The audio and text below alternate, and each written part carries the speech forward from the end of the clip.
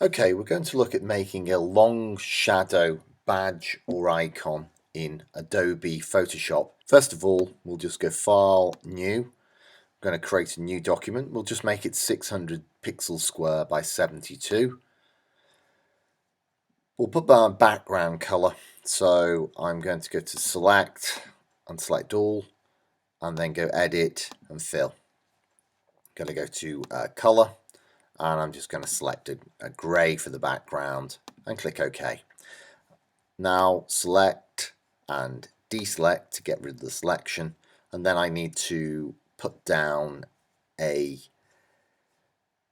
square for the back of the badge. So I'll just go down to the shapes, get the rectangular tool, select the color. I'll select something like a bit of a bluey color, and then I'll just drag out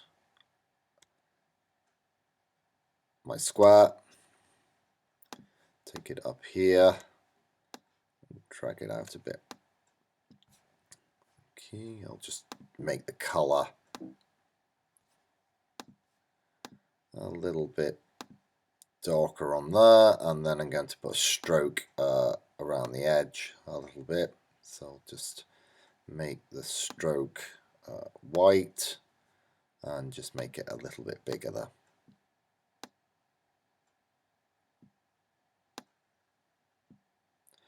Right, now once that's done, I need to put just a little image on there. So if I go to shapes and custom shapes, I'm going to choose this little plane to put on there, and then I'll go for a white color with that, and then holding down the shift I'll just drag out the plane, which is going to be on the badge or the icon.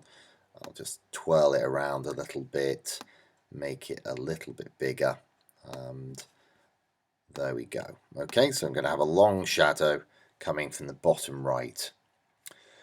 Once I've done that, I need to go into the 3D workspace. You can either go to Essentials and get 3D workspace, or you can go to the 3D menu and select New 3D Extrusion from selected layer, making sure you actually are on the layer you want the 3D to take place.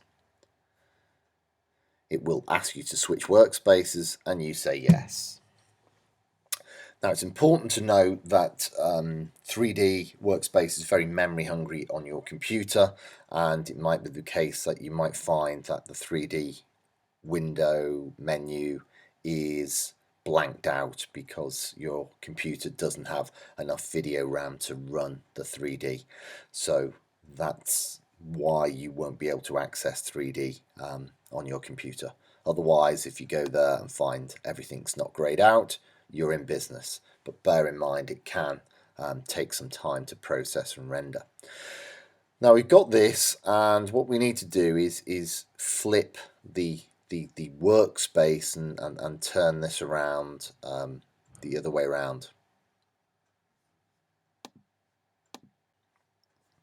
So the light here is coming from the top where it shows you, and if we click on here it shows top.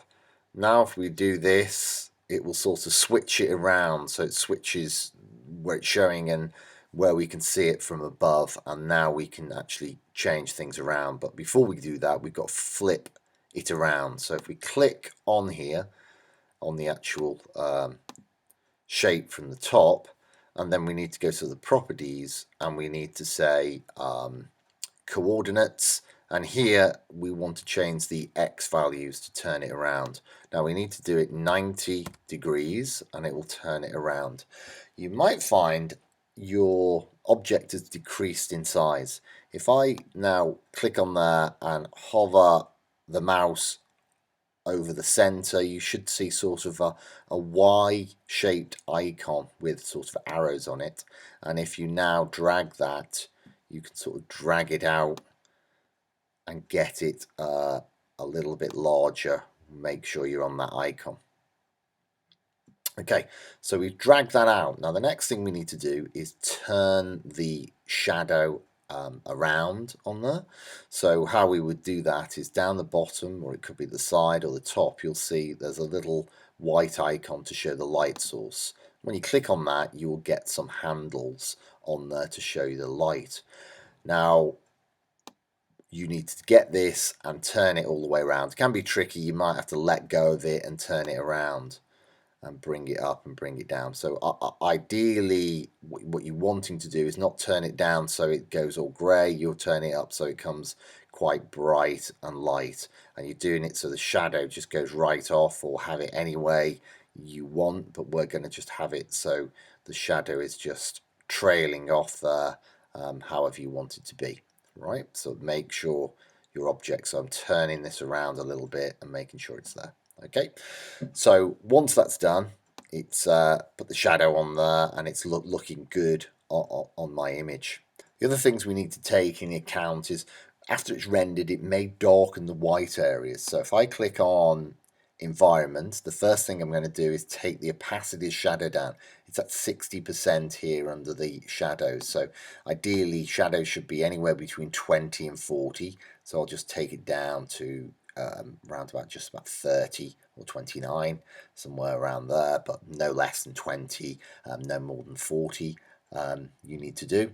Then to get the foreground, the actual plane to stay white, if I click down here where it's got the shape and it's got the first one here, which is the front inflation, if I go up here to specular and I click on there, and I can change this to a more of a white color because it was a little bit gray. And once all that's done, I'm going to click on render. This could take some time, and you'll see the progress will take place down the bottom right. Depending on how fast your computer is, it will take a while to render it up. As it does render, you'll see a lot of visual noise upon your image as it renders it, but once it's completed rendering, you will find it will smooth out any noise or roughness within the image. Okay, once the rendering is complete, I can just change back the workspace to essentials, and you can actually click down here at the bottom of the layers panel and it will just take it back to the normal workspace. At any point, you can change the background here, and also you can take it back into the workspace to continue to edit your badge or icon. And again, because I did it on a background, I can turn the background off so you can export this and use it in your design work. Use it in your design work or websites as a PNG.